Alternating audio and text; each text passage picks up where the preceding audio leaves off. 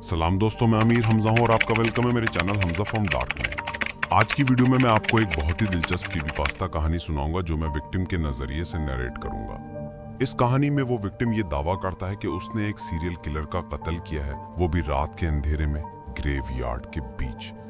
दोस्तों, ये कहानी बहुत ही इंटरेस्टिंग है, इसलिए आखिर तक जरूर देखें। वीडियो शुरू होती है 3, 2, 1।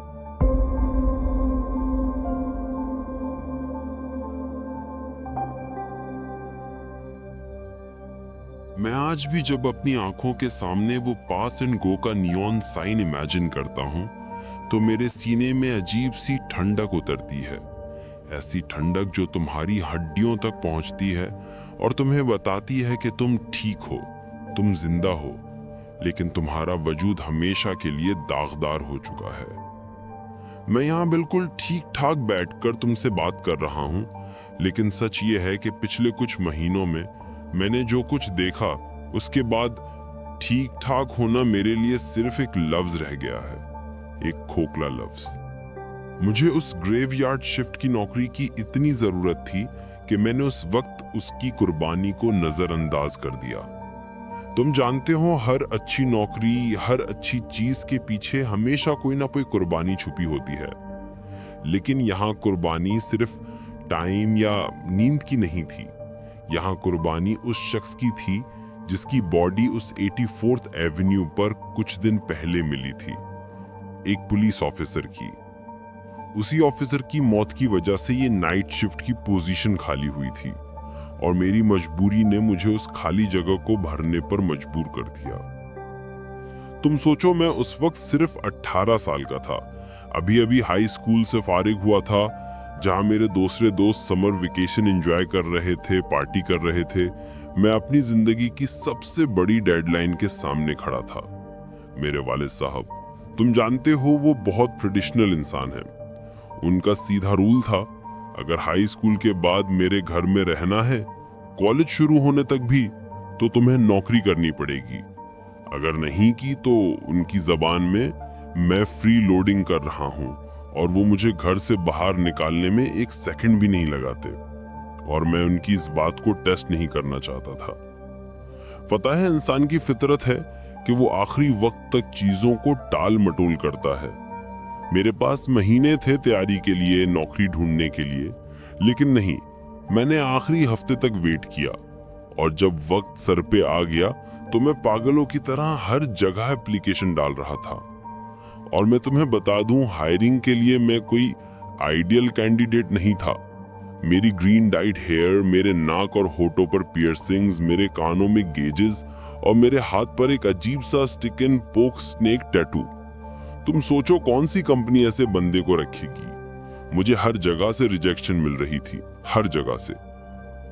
और फिर जैसे किसी ने घिनौनी लॉटरी खोल दी हो, मुझे उस 84th एवेन्यू के पास एंड गो की नौकरी मिली।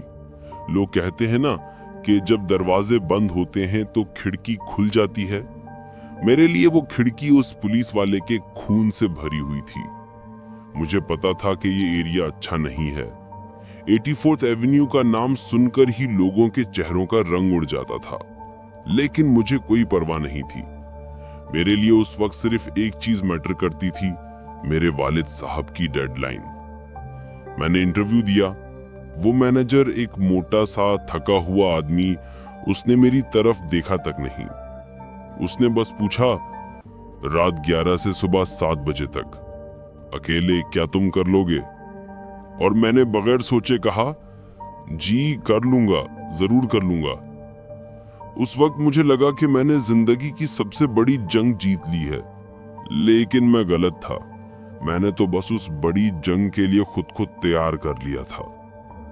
मेरी पहली शिफ्ट रात के 11 बजे। जब मैं पास एंड गो के अंदर गया तो अंधेरा और खामोशी वहां की हर चीज पर भारी थी। स्टोर बाहर से जितना चलता फिरता लगता था, अंदर से उतना ही मुर्दा था। तुम कभी किसी ऐसी जगह गए हो जहां की दीवारों से भी उदासी टपकती हो? ये वही जगह थी। काउंटर के पीछे वो पुराना सा सिक्योरिटी मॉनिटर लगा हुआ था।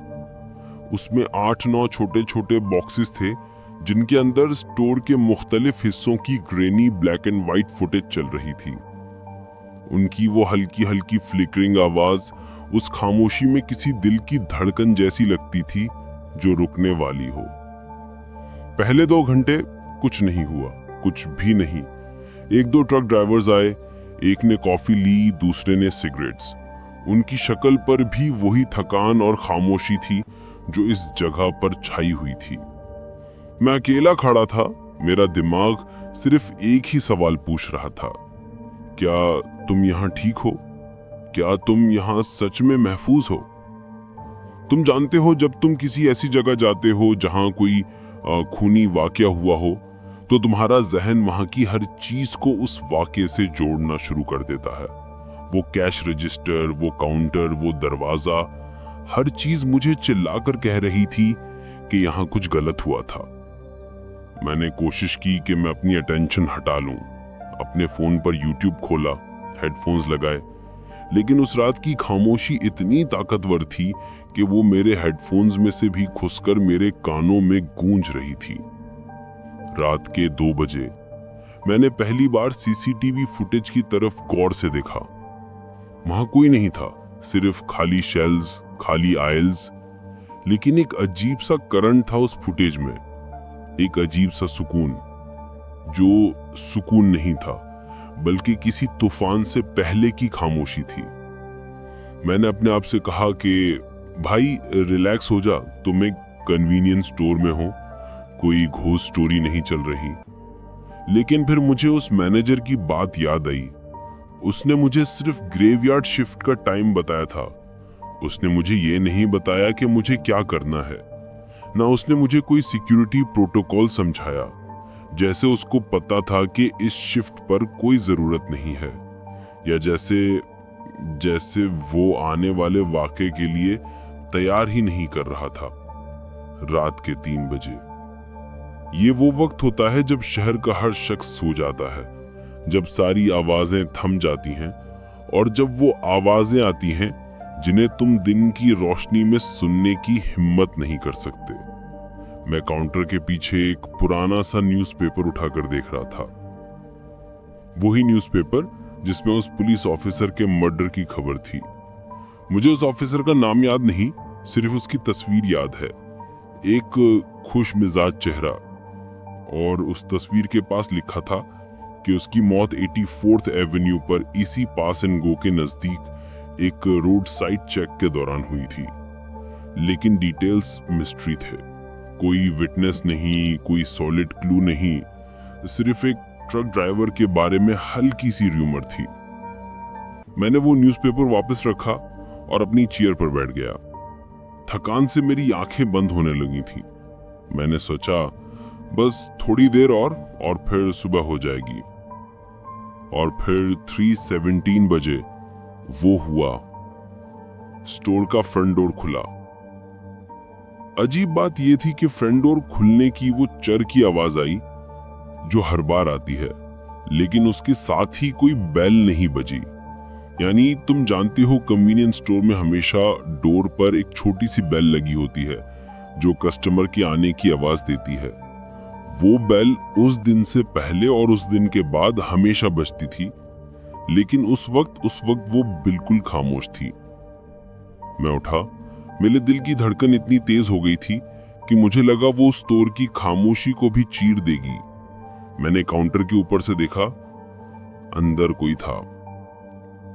एक लड़की, उसके लंबे घने बाल थे, उसने अजीब से पुराने स्टाइल के कपड़े पहने हुए थे और उसके हाथ में चिप्स का एक पैकेट था, लेस का ब्लू पैकेट और एक गैटोरेड की बोतल। वो सीधी रेफ्रिजरेटर के पास जा रही थी।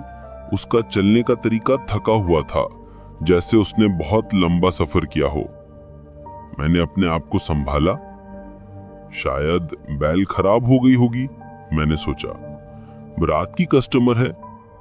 मैंने एक फेक स्माइल के साथ कहा, वेलकम, क्या चाहिए आपको? लेकिन वो लड़की रुकी नहीं। वो सीधी रेफ्रिजरेटर के पास गई और वहां खड़े होकर उसने अपने सर को घुमाकर मेरी तरफ देखा। उसके चेहरे पर मायूसी थी, बहुत गहरी मायूसी, और उसकी आंखों में दर्द था। वो मुझे देख रही थी, लेकिन उसकी नजर मुझसे पर गुजरती जा रही थी, जैसे वो मुझे नहीं बल्कि मेरे पीछे किसी और चीज को देख रही हो। और तब मुझे एहसास हुआ, उसका चेहरा नीला पड़ रहा था और उसके गले पर सीट बेल्ट के निशान थे, पर्पलिश गहरे निशान, और उसके सर के पीछे खून का गहरा जख्म था। खून उसके बालों से टपककर उसके टॉप पर गिर रहा था। मेरा सांस रुक गया। मैं कुछ बोलना चाहता था, चिल्लाना चाहता था, लेकिन मेरे हलक में गोया किसी ने रेत भर दी हो। मैं उसे घूरता रहा और वो नीले चेहरे वाली लड़की अपने हाथ में लेस का खाली पैकेट और गैटोरेड की आधी बोतल लिए मेरी तरफ देखती रही। और फिर उसने एक अजीब सरगोशी जैसी आवाज में कहा, थैंक यू। और उसके बाद उसने आहिस्ता से टर्न किया और मेरी आंखों के सामने वो पास एंड गो का मेन डोर खोलकर बाहर निकल गई। लेकिन अब मैं सिर्फ उस लड़की को नहीं देख रहा था। बाहर पार्किंग लॉट में एक पुराना गंदा सा ट्रक खड़ा था और वो लड़की उस लाश की तरह उस ट्रक के पैसेंजर साइड डोर की तरफ जा रही थी। मैं काउंटर से बाहर भागा, मैंने दरवाजा धकेला और मैं उस 84th एवेन्यू की खामोश रात में खड़ा था। मैंने देखा वो लड़की उस ट्रक में चढ़ गई, उसके मरने वाले के साथ, उसके मर्डरर के साथ। और जब मैंने अपनी आंखें बंद की और फिर खोली तो ट्रक के टेल लाइट्स चमक रहे थे। इंजन की हल्की सी हमिंग आवाज थी। ट्रक आहिस्ता से आगे बढ़ा, 84th एवेन्यू के टर्न ऑफ पर रुका और फिर राइट टर्न लेकर गायब हो गया। वो लड़की चली गई एम्बर। मुझे नहीं पता था कि वो कौन थी, लेकिन उसके गले पर सीट बेल्ट के निशान मुझे हमेशा याद रह गए। और उसके जाने के बाद पास एंड गो का जो नियॉन साइन अभी तक फ्लिकरिंग कर रहा था, वो बिल्कुल बंद हो गया, पूरी तरह। मैं वहां अकेला खड़ा था, खामोशी में। लेकिन अब मैं और अकेला नहीं था। मुझे पता चल गया था कि इस ग्रेवयार्ड शिफ्ट का वक्त अभी खत्म नहीं हुआ था। और तब मुझे याद आया, मैंने उस लड़की से उसकी चिप्स और गैटोरेड के पैसे ही नहीं लिए थे।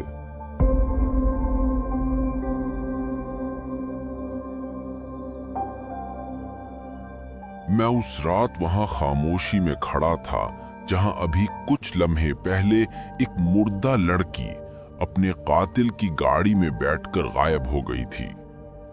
तुम सोचो, इंसान पर जब इतना शौक लगता है ना, तो उसकी फितरत क्या होती है। पहली चीज वो यही सोचता है, ये मेरा वहम था। मैं भी यही सोचा। मैं भागकर अंदर आया। मेरे जिस्म में जो एड्रेनलिन रश था, वो ऐसा था जैसे किसी ने मेरे सीने में एक बर्फ का टुकड़ा डाल दिया हो। मैं सीधा काउंटर के पीछे कैश रजिस्टर की तरफ गया। मुझे उस वक्त सिर्फ 2 चीजें कंफर्म करनी थी। क्या वो सच में आई थी, और अगर आई थी तो क्या उसने चोरी की थी। मैंने ट्रांजैक्शन लॉग चेक किया। रात 3:17 AM पर कोई एंट्री नहीं थी, बिल्कुल सफा। मैंने सोचा, देखा, तुम पागल हो गए हो, तुम थकान से हलूसने कर रहे हो। लेकिन फिर मुझे उसकी गैटोरेड और लेज याद आई। मैं जल्दी से उस आयल की तरफ गया जहां वो खड़ी थी, रेफ्रिजरेशन यूनिट। मैंने देखा गैटोरेड की बोतल जहां से वो उठाई थी, वहां खाली जगह थी, और लेस के चिप्स की शेल्फ पर भी ब्लू पैकेट कम था। इन्वेंट्री अपनी जगह से हिल चुका था, मगर रजिस्टर में कोई एंट्री नहीं थी। अब तुम बताओ, तुम्हारे दिमाग में क्या गुजरता? क्या ये एक चोरी थी जो एक मरने वाली लड़की ने की, या फिर ये कोई ऐसी चीज थी जिसे तुम्हारी आंखें तो देख सकती हैं, लेकिन डाटा रिकॉर्ड नहीं कर सकता? मुझे उस पल एहसास हुआ कि ये चीज उस वक्त से भी ज्यादा गहरी है जब मैंने सोचा था।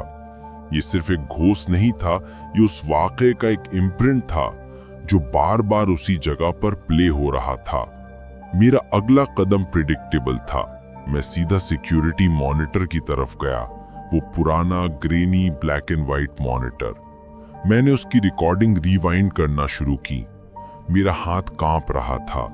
मुझे पता था मैं क्या देखने वाला हूं, और मैं डर भी रहा था कि अगर मैंने वो देख लिया तो मेरी अक्ल उसे बर्दाश्त नहीं कर पाएगी। मैंने वक्त सेट किया 3:15 AM, स्लोली 3:16 AM। कैमरा 4 जो फ्रंट डोर और कैश रजिस्टर को कवर करता है। मैं स्क्रीन पर आंखें गड़ाकर बैठा रहा। मेरे दिल की धड़कन इतनी जोर से बज रही थी कि मुझे लगा वो सीसीटीवी की हम की आवाज को भी दबा देगी। और फिर 3:17 AM दरवाजा खुला, उसी तरह चर की आवाज के साथ, लेकिन अंदर कोई नहीं आया। मैं झटके से पीछे हटा, मुझे लगा मैंने गलती की है। मैंने वक्त दोबारा चेक किया, 3:17-15 दरवाजा खुला और फिर बंद हो गया, लेकिन स्क्रीन बिल्कुल खाली थी। आयल बिल्कुल सफा, कोई नीले चेहरे वाली लड़की नहीं, कोई चिप्स और गैटोरेड नहीं। मैंने सोचा, देखा, तुम पागल हो गए हो, तुम थकान से हलुसिनेट कर रहे हो। मैंने दोबारा देखा और फिर मैंने वो चीज देखी जिसे मैं पहले नजरअंदाज कर गया था।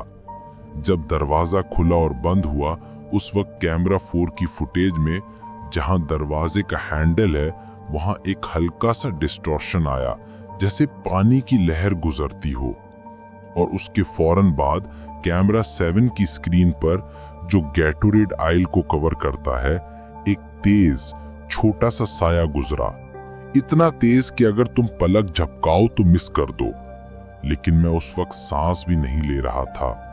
वो लड़की वहां नहीं थी, सिर्फ उसकी हरकत थी, उसका इम्प्रिंट, जैसे गुजरा हुआ पल रिपीट हो रहा हो, लेकिन जिस्म के बगैर। और फिर मैंने वो देखा जो मुझे सबसे ज्यादा खौफजदा कर गया। मैंने कैमरा 3 की तरफ देखा जो पार्किंग लॉट को कवर करता था। वो कैमरा जिसने उस ट्रक को रिकॉर्ड करना था। ट्रक वहां था, बिल्कुल वही पुराना गंदा सा पिकअप ट्रक, लेकिन वो ट्रक भी स्क्रीन पर फ्लिकर कर रहा था, जैसे एक पुअर सिग्नल हो। और वो ट्रक स्क्रीन पर 3:20 AM तक खड़ा रहा, जब तक उसने राइट टर्न नहीं लिया। ट्रक रियल था, उसका कातिल रियल था, लेकिन एम्बर वो मेरे और उस वाक़े के बीच का एक खौफनाक पुल थी। मैंने वो रिकॉर्डिंग स्टॉप की। मेरे दिमाग में एक ही ख्याल था, अगर मैंने ये किसी को बता दिया तो वो लोग मुझे पागल समझेंगे या फिर मुझे नौकरी से निकाल देंगे। मेरे वालिद साहब की डेडलाइन मेरे कानों में गूंज रही थी। अनएम्प्लॉयमेंट का डर उस घोष से भी ज्यादा रियल था जो अभी मेरे सामने से गुजरा था। मैंने एक क्रिटिकल डिसीजन लिया। मैं चुप रहूंगा, मैं इस राज को अपने पास रखूंगा। जब तक कॉलेज शुरू नहीं हो जाता मैं यहाँ काम करता रहूंगा। मैंने रिकॉर्डिंग डिलीट कर दी, उस डिस्टॉर्शन और ट्रक के फ्लिकरिंग इमेज वाली रिकॉर्डिंग। और मैंने अपने आप को यकीन दिलाया कि ये मेरी थकान थी, ये पहले दिन का स्ट्रेस था। अगले दिन की शिफ्ट तुम सोच नहीं सकते मैंने कैसे गुजारी होगी। पूरा दिन मेरी आंखों के सामने एम्बर का नीला चेहरा और उसके गले पर सीट बेल्ट के निशान घूमते रहे। मैं हर बार जब कोई ट्रक देखता तो मेरा दिल धड़क जाता। मैंने 84th एवेन्यू के बारे में ऑनलाइन सर्च करना शुरू किया। पुलिस ऑफिसर का मर्डर और फिर मिसिंग पर्सन रिपोर्ट्स। मैंने एम्बर जैसी किसी लड़की का जिक्र ढूंढा, 18 से 22 साल की, लेज ब्लू पैकेट और गैटोरेड पसंद करने वाली, खूबसूरत और मायूस। और मुझे एक रिपोर्ट मिली एक लोकल ब्लॉक पर। एक लड़की का जिक्र था, नाम था सारा। उसे पिछले महीने इसी एरिया से गायब हुए 1 महीना हो चुका था। उसके दोस्तों ने लिखा था कि उसकी आखिरी लोकेशन उसके फोन पर 84th एवेन्यू ही थी। और उसके साथ एक छोटी सी डिटेल थी, सारा को ब्लू लेज और लेमन गैटोरेड बहुत पसंद थी, लेकिन उसकी तस्वीर एम्बर से नहीं मिलती थी। सारा के बाल छोटे थे। मैं कंफ्यूज हो गया, क्या एम्बर और सारा 2 अलग लोग थे या फिर एम्बर वो लड़की थी जो पुलिस ऑफिसर की मौत के बाद मिली थी, जिसका जिक्र न्यूज़पेपर में था। मेरा दिमाग घूम रहा था। रात 11 बजे मैं फिर से पास एंड गो के काउंटर पर खड़ा था। इस बार स्टोर की खामोशी में एक भारीपन था, जैसे हवा में प्रेशर बढ़ गया हो।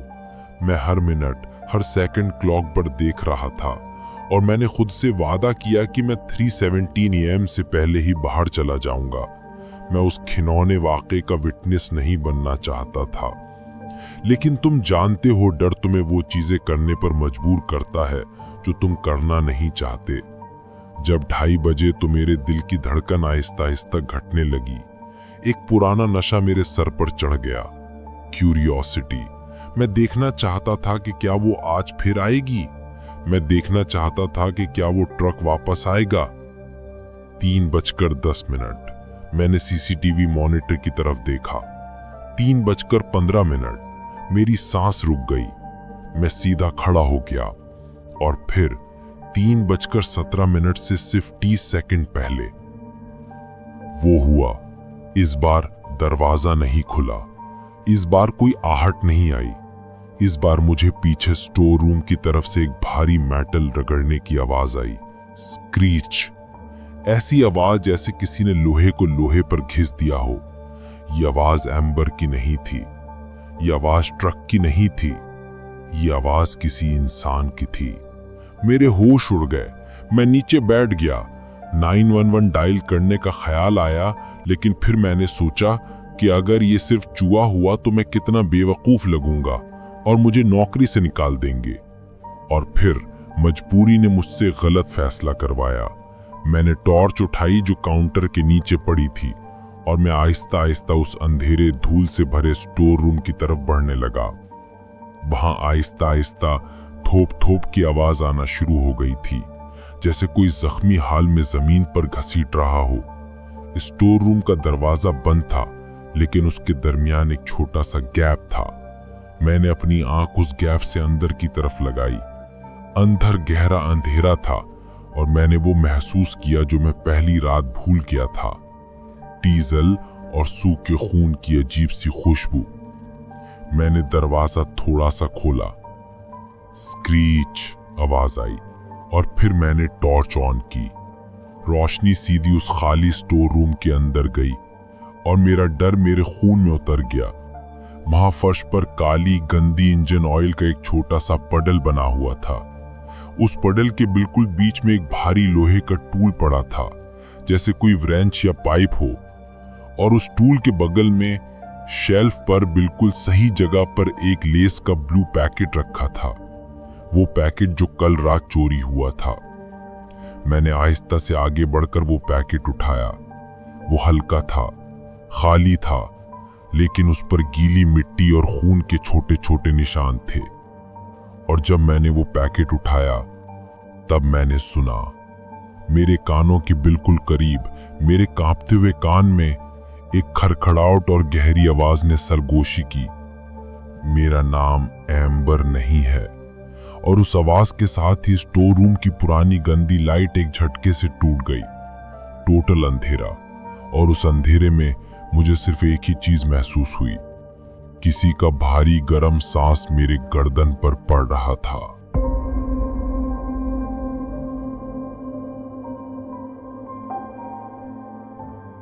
मेरे गर्दन पर उस गर्म सांस का दबाव और वो खड़कदार सरगोशी, मेरा नाम एम्बर नहीं है। तुम सोचो, अंधेरे में जब तुम्हारी अक्ल काम करना छोड़ देती है तो तुम्हारा जिस्म कैसे रिएक्ट करता है। मैं बिना सोचे झटके से पीछे हटा। मेरे हाथ से वो लेस का खाली पैकेट छूट गया। वो नीचे गिरने की आवाज इतनी हल्की थी, लेकिन उस टोटल खामोशी में वो किसी बम के फटने जैसी लगी। मैं गिरते गिरते उठा और सीधा उस स्टोर रूम के दरवाजे से बाहर की तरफ भागा।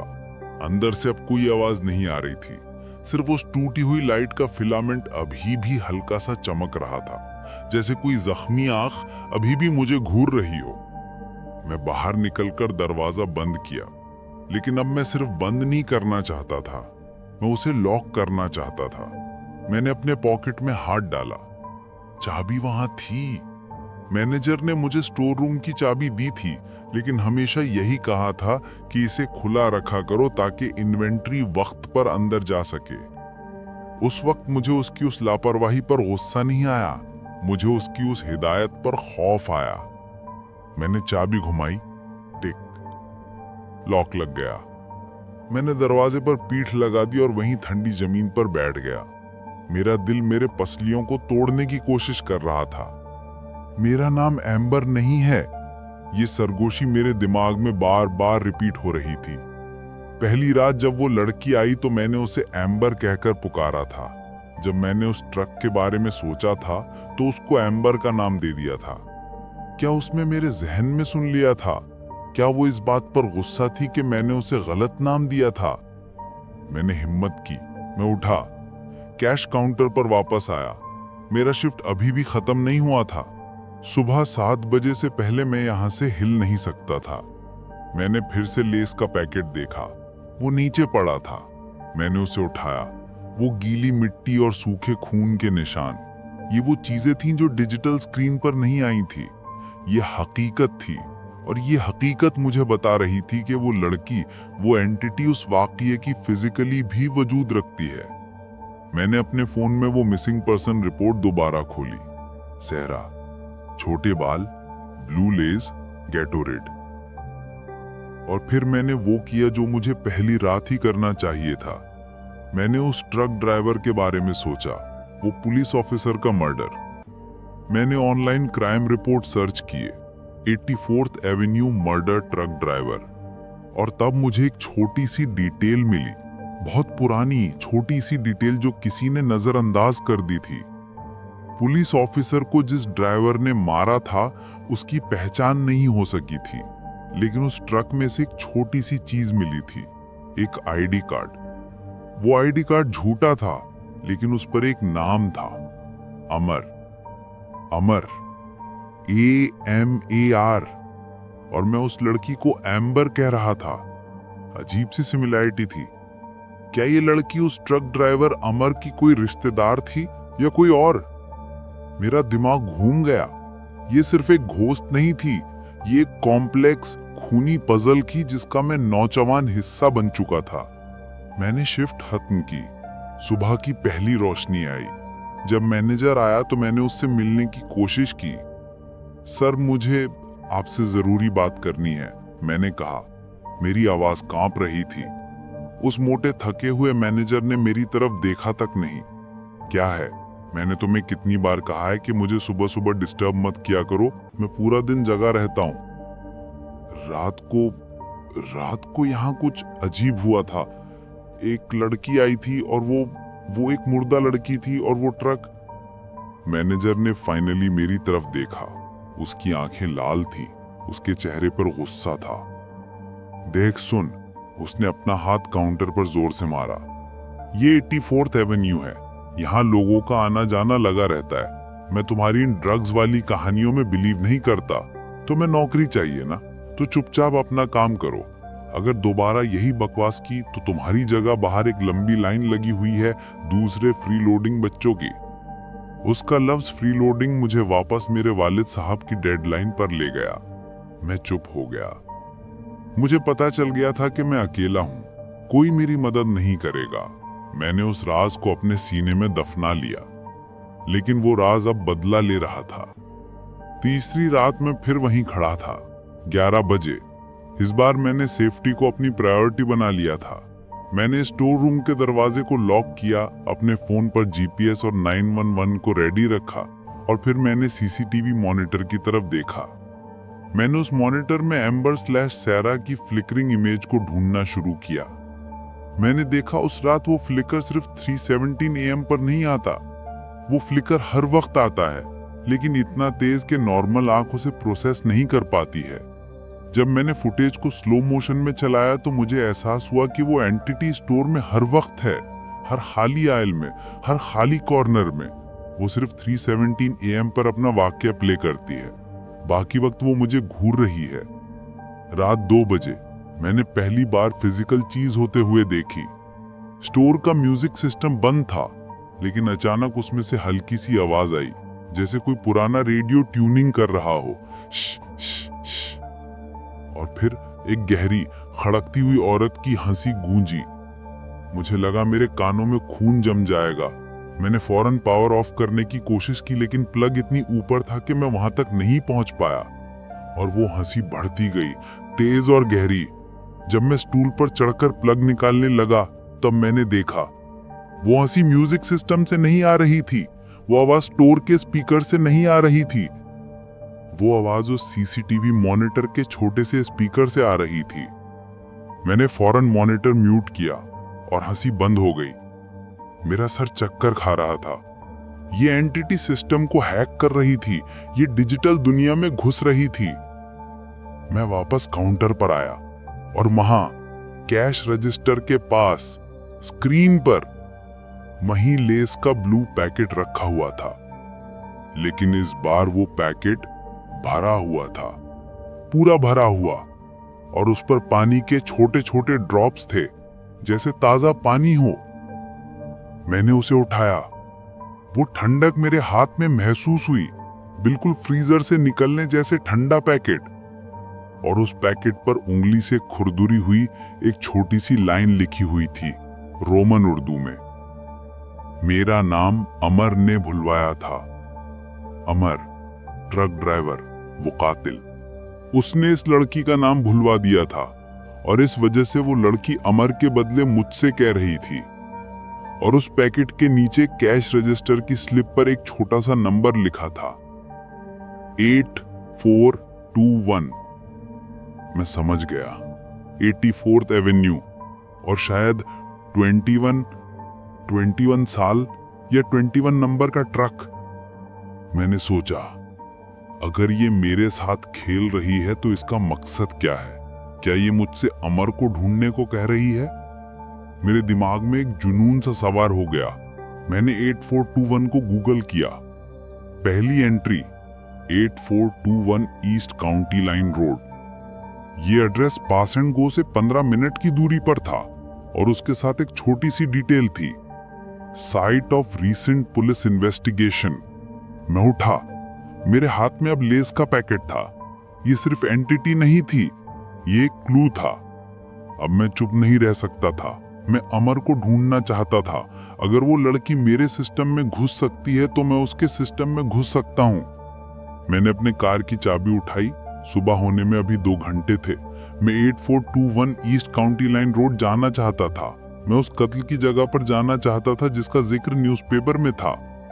लेकिन जब मैं काउंटर के दरवाजे तक पहुंचा तो मेरे फोन की स्क्रीन ऑन हो गई। एक नोटिफिकेशन आई, यूट्यूब, और उसमें एक चैनल का नाम लिखा था, अमार्स राइड्स, और उस चैनल पर एक लाइव स्ट्रीम चल रही थी। मैंने झटके से उस लाइव स्ट्रीम को खोला। वो अंधेरे में ट्रक के अंदर का व्यू था। डैशबोर्ड की रोशनी में एक मोटा आदमी ड्राइविंग कर रहा था, वही शक्ल जो मैंने पुरानी न्यूज रिपोर्ट्स में देखी थी, अमर। और वो स्ट्रीम लाइव चल रही थी। उस पर लोकेशन टैग था, 84th एवेन्यू, हेडिंग ईस्ट। और फिर उस स्ट्रीम के कमेंट सेक्शन में एक कमेंट आया, सबसे पहले टॉप पर, ये ट्रक पास एंड गो की तरफ जा रहा है। और जब मैंने सीसीटीवी मॉनिटर की तरफ देखा तो कैमरा 3 की स्क्रीन पर ट्रक की हेडलाइट्स की रोशनी पास एंड गो के पार्किंग लॉट में घुसने लगी। वो ट्रक ड्राइवर वापस आ रहा था और मैं पास एंड गो में अकेला था।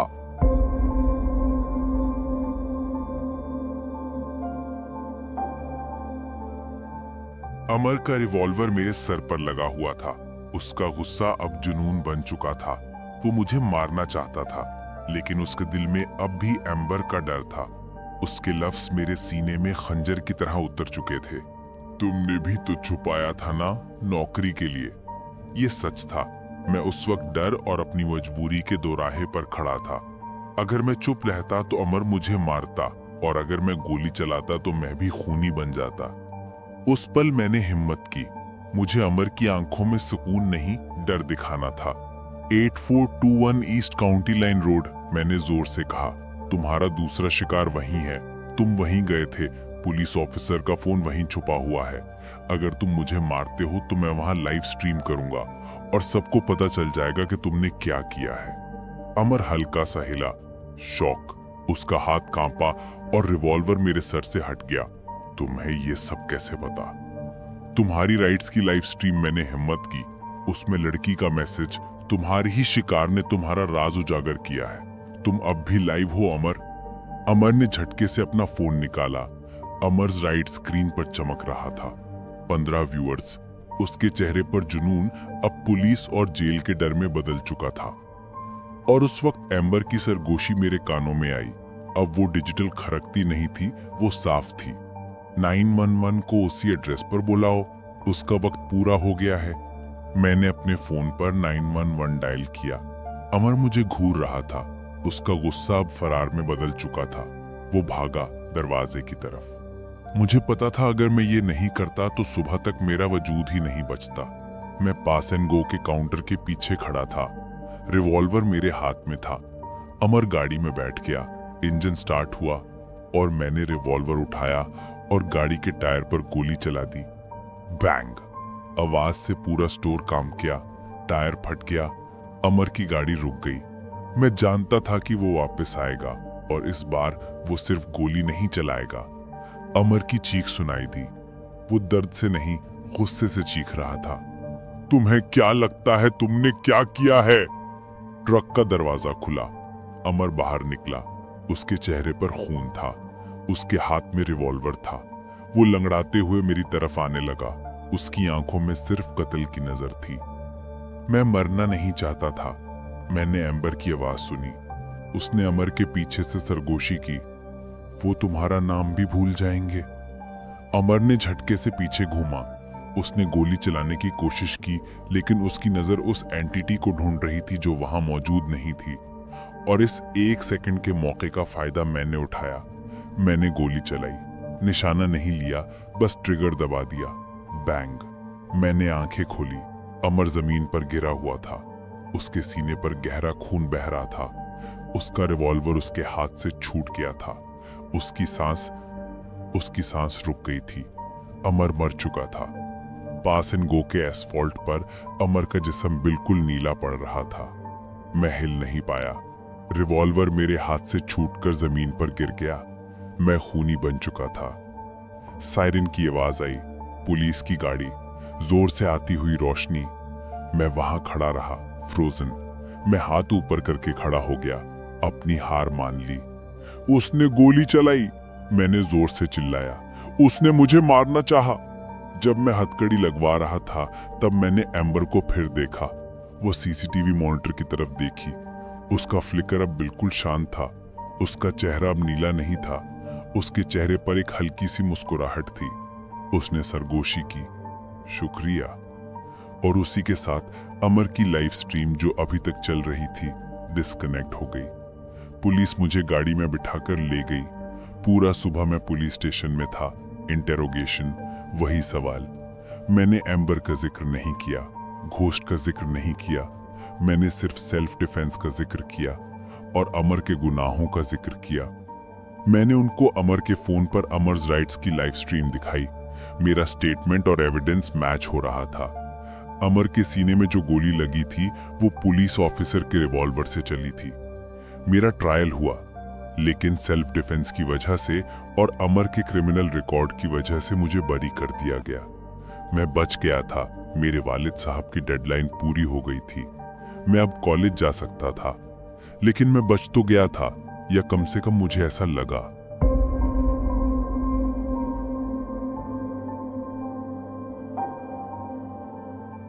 मेन पास एंड गो के काउंटर से बाहर निकला।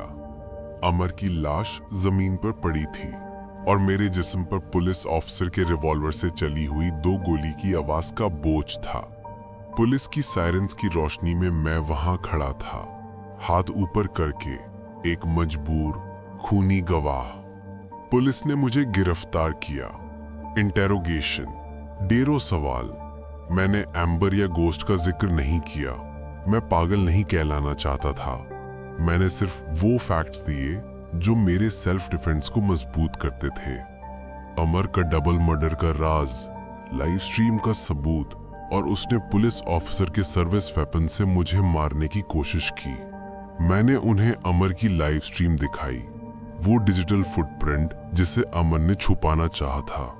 पुलिस ने अमर का रिकॉर्ड चेक किया और उसके गुनाहों का राज खुल गया। मेरा ट्रायल चला और सेल्फ डिफेंस की वजह से और अमर के क्रिमिनल रिकॉर्ड की वजह से मुझे बरी कर दिया गया। मैं बच गया था। मेरे वालिद साहब की डेडलाइन पूरी हो गई थी। मैं अब कॉलेज जा सकता था। लेकिन आजादी का ये एहसास एक धोखा था। जब मैं जेल से बाहर निकला और पासनगो की ग्रेवयार्ड शिफ्ट छोड़कर वापस घर आया तो मैं नॉर्मल नहीं था। मेरा जिस्म तो आजाद था, लेकिन मेरी रूह अभी भी 84th एवेन्यू के पासनगो में कैद थी। हर नोटिफिकेशन पर मेरा दिल धक से रह जाता था। हर ट्रक की आवाज पर मैं सहर जाता था। मेरा दिमाग बार बार एम्बर की सरगोशी सुनता था। अमर, मेरा नाम सारा नहीं था। मैं कहीं नहीं जा सकती। 1 महीने बाद मैं कॉलेज जाना शुरू कर चुका था। मैंने अपने ग्रीन हेयर को काला कर लिया, पियर्सिंग्स निकाल दिए। मैं नॉर्मल होना चाहता था, लेकिन हॉरर तुम्हें कभी छोड़ता नहीं है। एक रात मैं अपने दोस्त की गाड़ी में पासनगो के सामने से गुजरा। नियॉन साइन अभी भी बंद था। मैं बाहर निकला और उस शीशे पर जहां अमर का खून सूखा था, वहां नीली उंगली से लिखा था, अमर अकेला नहीं था। मैंने अपने हाथ से उसे साफ किया, लेकिन वो खड़कदार गहरी आवाज फिर आई, एम्बर की। उसने झूठ बोला। उसने कभी नहीं बताया। कौन? मैंने सरगोशी की। कौन है अमर के साथ? अमर किसका नाम छुपा रहा था? वो ट्रक, वो सिर्फ उसका नहीं था। उसके साथ एक और था जो उसके साए की तरह रहता था, जो अमर से भी ज्यादा खूनी था, और वो अभी भी आजाद है। मेरा सर घूम गया। अमर अकेला नहीं था। इसका मतलब था कि पासनगो का कर्ज अभी जिंदा है। मैंने अपने कॉलेज की लाइब्रेरी में अमर की लाइव स्ट्रीम की डिलीटेड रिकॉर्डिंग्स को ढूंढा, और मैंने वो देखा जो मुझे पुलिस स्टेशन में नहीं मिला था। वो लाइव स्ट्रीम दूसरे एंगल से रिकॉर्ड हो रही थी, और जब एम्बर की रूह उस स्क्रीन पर फ्लिकर कर रही थी, तो अमर के पीछे की सीट पर एक साया था। इंसानी साया। वो अमर की तरह भारी नहीं था। उसका चेहरा साए में था, लेकिन उसके हाथ में एक चमकती हुई चीज थी, जैसे पुराना फोन हो। वो साया अमर को गोली मारने से पहले वहां मौजूद था, और जब गोली चली तो वो साया झटके से झुका, जैसे वो बच गया हो, और फिर वो साया मेरे सिस्टम में घुस गया। मैं कॉलेज की लाइब्रेरी में बैठा था, रात 1 बजे, जब मेरे लैपटॉप पर नोटिफिकेशन आई, फेसबुक मैसेंजर से। प्रोफाइल पिक्चर नहीं थी, नाम था 8421 हंटर। मैसेज आया, तुम उस इंसान को ढूंढ रहे हो जो तुम्हें ढूंढ रहा है। मैंने फौरन लैपटॉप बंद किया। मैं लाइब्रेरी से बाहर भागा। मैं हजारों मील दूर एक नए शहर में रिलोकेट हो चुका था। मैं घर छोड़ने से पहले अपने वालिद साहब को गले लगाया। मैं वापस आऊंगा, मैंने कहा, लेकिन खतरा मेरे साथ सफर कर रहा था। एक रात में कॉफी शॉप में बैठा था जब मेरे लैपटॉप पर स्पैम फोल्डर में एक ईमेल आया। सेंडर अमर्स ride admin, subject new ride alert 84th avenue. मैंने उसे डिलीट कर दिया, लेकिन फिर मेरे डेस्कटॉप पर कॉर्नर में एक पुराना ऐप आइकन चमका, बिल्कुल वैसा ही जैसा पासनगो के सीसीटीवी मॉनिटर पे था, ब्लैक एंड व्हाइट ग्रीनी। मैंने उसे क्लिक किया। स्क्रीन खुली, ब्लैक एंड व्हाइट फुटेज। वो पासनगो का स्टोर रूम था। वहीं लोहे का व्रेंच पड़ा हुआ था, और उस स्टोर रूम के फर्श पर एक लैपटॉप पड़ा हुआ था, और उस लैपटॉप की स्क्रीन पर वीडियो कॉल चल रही थी। वीडियो कॉल की रोशनी से वो साया नजर आया, वो अमर का साथी, और वो साया उस लैपटॉप की स्क्रीन में सीधा मुझे देख रहा था। उसने सरगोशी की, लेकिन ये खड़कदार नहीं थी। ये डिजिटल, स्मूथ रोबोटिक आवाज थी।